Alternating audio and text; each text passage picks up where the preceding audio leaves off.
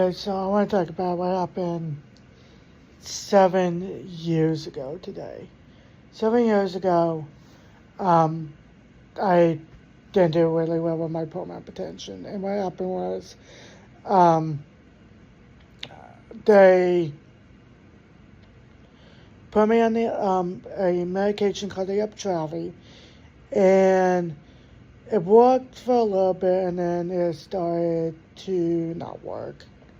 About um, about 2 million or 200 microgram dose, and things just went really, really south, really quick. Um, got like very sick by it, and I was sleeping. I barely couldn't keep food down,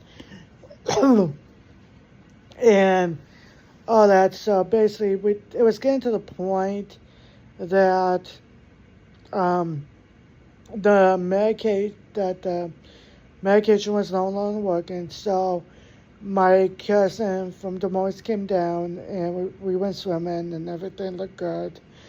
About that night, in May, 28th or May 30th, my oxygen just plummeted into the 60s, mid 50s, and my mom was basically on the phone with my nurse up in Iowa City at the time and said, "Hey, she's plummeting. She's not doing good anymore."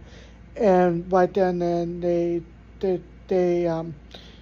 declared me as unstable. At that point, I was watched to the ER that night and all that.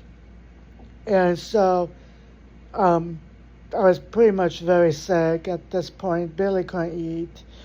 And I was so on June 4th, they put a PICC line into my arm and all that. And they were going to start doing modulant that day or tomorrow.